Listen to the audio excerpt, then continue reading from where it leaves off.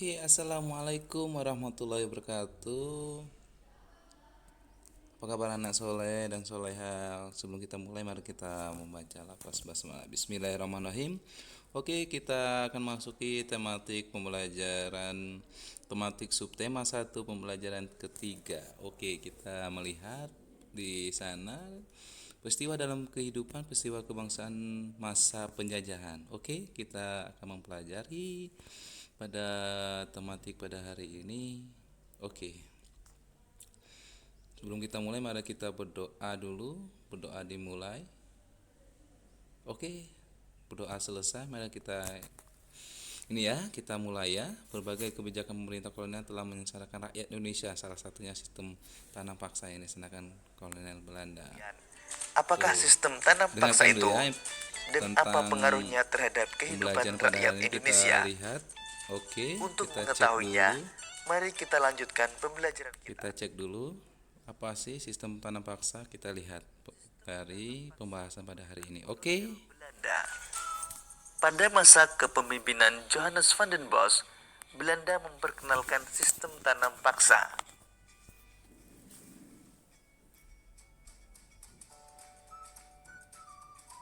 Sistem tanam paksa pertama kali diperkenalkan di Jawa dan dikembangkan di daerah-daerah lain di luar Jawa.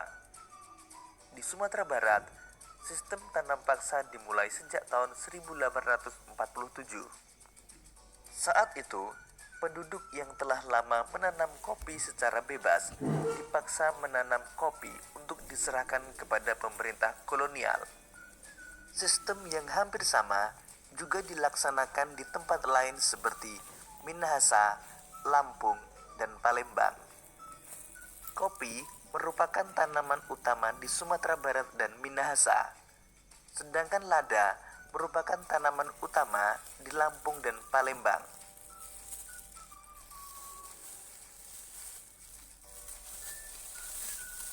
Sahabat cerdas, pelaksanaan tanam paksa banyak terjadi penyimpangan. Di antaranya sebagai berikut. 1. Jatah tanah untuk tanaman ekspor melebihi 1/5 tanah garapan, apalagi jika tanahnya subur. 2. Rakyat lebih banyak mencurahkan perhatian, tenaga, dan waktunya untuk tanaman ekspor, sehingga banyak yang tidak sempat mengerjakan sawah dan ladang sendiri. 3. Rakyat yang tidak memiliki tanah harus bekerja melebihi 1/5 tahun. 4. Waktu pelaksanaan tanam paksa ternyata melebihi waktu tanam padi atau 3 bulan, sebab tanaman-tanaman perkebunan memerlukan perawatan terus-menerus. 5. Setiap kelebihan hasil panen dari jumlah pajak yang harus dibayarkan ternyata tidak dikembalikan kepada rakyat. 6. Kegagalan panen tanaman wajib menjadi tanggung jawab rakyat atau petani.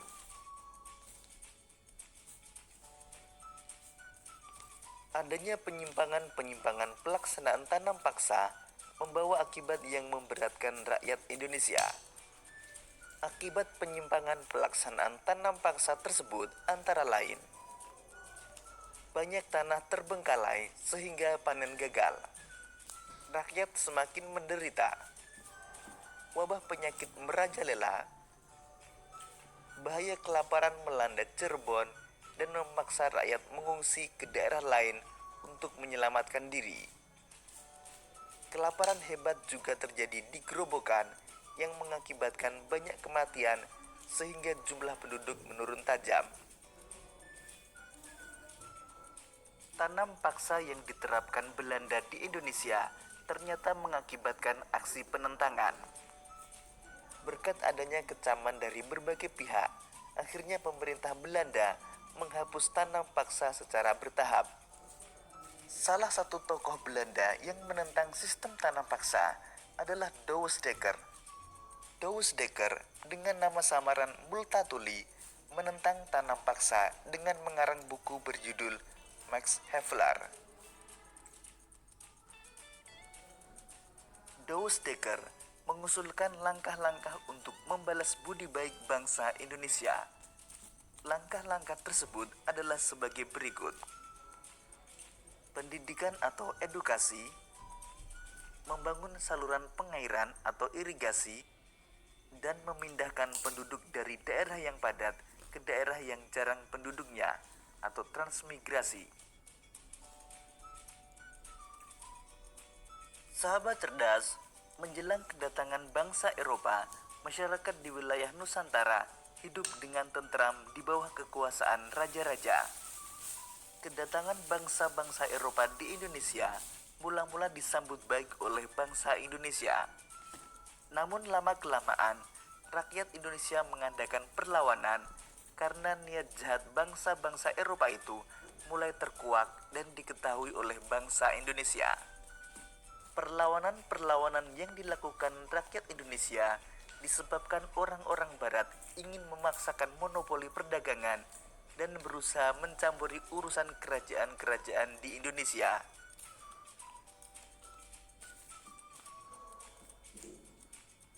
Peristiwa perlawanan terhadap Portugis. Pertama di daerah Aceh.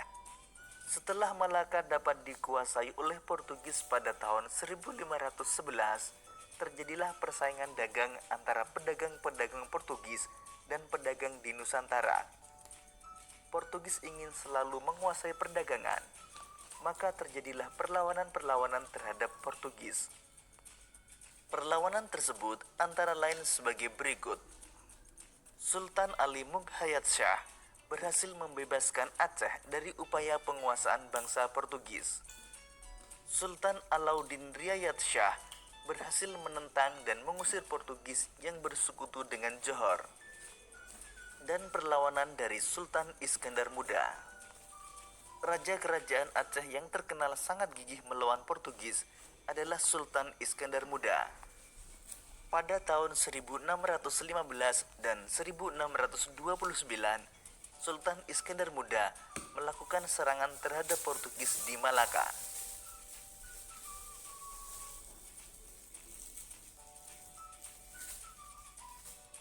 Selanjutnya, perlawanan di Ternate. Pada awalnya, Portugis diterima dengan baik oleh raja setempat dan diizinkan mendirikan benteng. Namun lama-kelamaan, rakyat Ternate mengadakan perlawanan karena Portugis serakah, ikut campur dalam pemerintahan, membenci agama rakyat Ternate, dan bersikap sewenang-wenang. Rakyat Ternate dipimpin oleh Sultan Hairun bersatu dengan Tidore melawan Portugis, sehingga Portugis terdesak. Pada waktu terdesak, Portugis mendatangkan bantuan dari Malaka dipimpin oleh Anthony Galvo, sehingga Portugis mampu bertahan di Maluku. Pada tahun 1565, rakyat Ternate bangkit kembali di bawah pimpinan Sultan Hairun. Portugis berusaha menangkap Sultan Hairun, tetapi rakyat bangkit untuk melawan Portugis dan berhasil membebaskan Sultan Hairun dan tawanan lainnya. Akan tetapi, Portugis melakukan tindakan licik dengan mengajak Sultan Hairun berunding. Dalam perundingan, Sultan Hairun ditangkap dan dibunuh. Perlawanan rakyat Ternate dilanjutkan di bawah pimpinan Sultan Ba'abullah atau putra Sultan Hairun. Pada tahun 1574, benteng Portugis dapat direbut. Kemudian Portugis menyingkir ke Hitu dan akhirnya menguasai dan menetap di Timur-Timur sampai tahun 1975. Oke, lanjut. Peristiwa perlawanan terhadap Belanda ini adalah peta Indonesia. Ya. Ini adalah peta Indonesia, kita lihat. Di sana ada pahlawan-pahlawan tanpa jasa kita waktu pahlawan dulu. Dari Sumatera Utara ada Sisingan Mangaraja, yang di Banten ada Sultan Ageng Tirtayasa, ada di Yogyakarta Pangeran Diponegoro, Silas Papare dari Papua, Sultan Hasanuddin dari Makassar, Antasari dari Banjarmasin, yang ketiga Patimurah dari Maluku. Itu adalah pahlawan ya. Oke, kita lanjut pada pembelajaran pada hari ini. Makanya dari itu ingatkan, pada pahlawan di Indonesia itu banyak ya, bukan yang terdiri dari 7 orang tadi, ya. Masih banyak lagi pahlawan-pahlawan tanpa jasa, ya, seperti dari Aceh Tujunan Adin, banyak ya, banyak tadi, ada Patimura tadi ya. Oke, kita next lagi pembelajaran pada hari ini. Keberagaman sosial budaya Indonesia. Budaya merupakan segala sesuatu yang dihasilkan oleh akal budi manusia. Adapun wujud budaya yaitu yang pertama gagasan atau ide, misalnya kepercayaan. Yang kedua tindakan, misalnya upacara adat dan seni pertunjukan. Ketiga benda, misalnya pakaian adat dan senjata tradisional. Oke, selanjutnya faktor penyebab keberagaman bangsa Indonesia. Yang pertama faktor keturunan, kedua perbedaan kondisi geografis, yang ketiga pengaruh, ya. Oke, yang pertama faktor keturunannya itu berdasarkan ciri-ciri fisiknya. Masyarakat Indonesia ini dapat dibedakan menjadi 4 kelompok ras. Pertama kelompok ras Papua Melanezoid, ya. Yang kedua kelompok ras Negroid.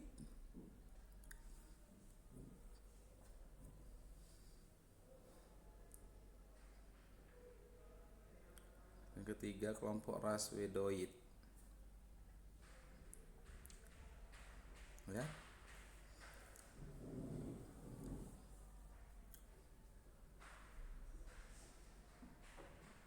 Kemudian yang keempat adalah kelompok ras Melayu Mongoloid, ya. Adalah faktor keturunannya. Oke, kita lanjut. Perbedaan yang kedua ya, ciri-cirinya tadi perbedaan kondisi geografis. Perbedaan kondisi geografis turut berdampak pada munculnya berbagai ragam mata pencarian. Contohnya perikanan, pertanian, kehutanan, dan perdagangan. Pada setiap bidang tersebut mereka akan mengembangkan corak kebudayaan yang khas dan cocok dengan kondisi geografis lingkungan tempat tinggalnya.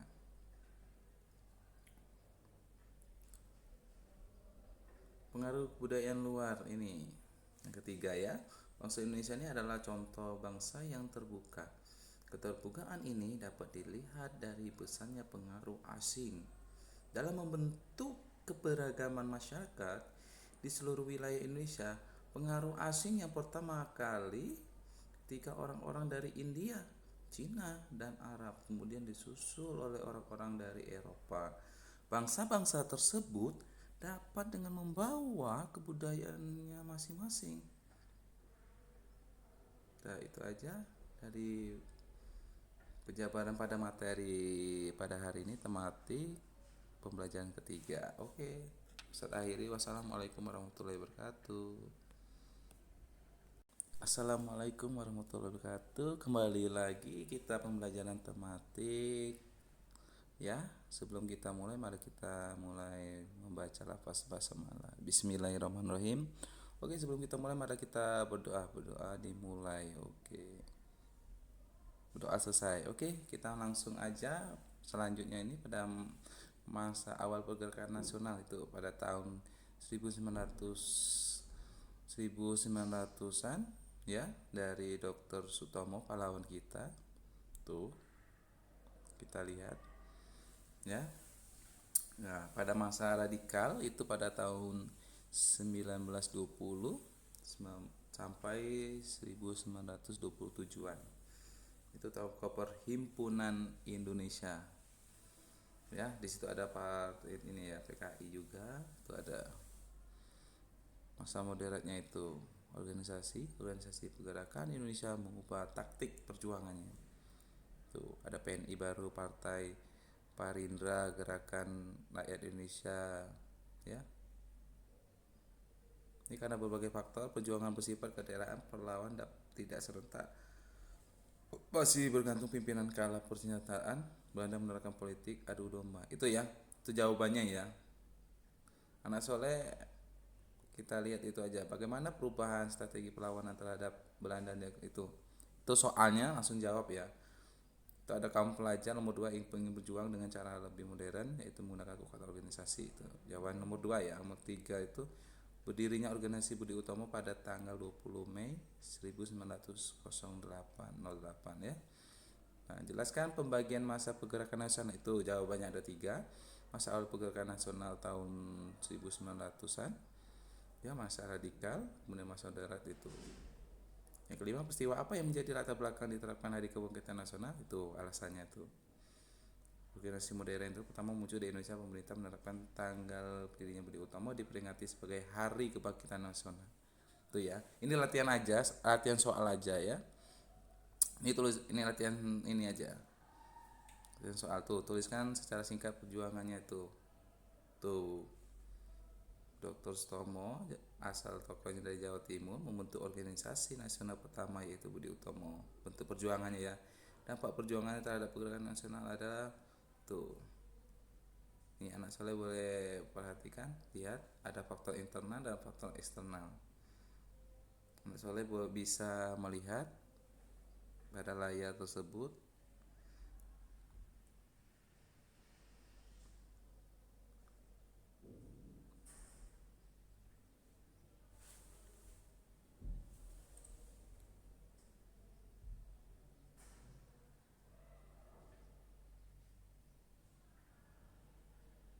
Oke, terima kasih.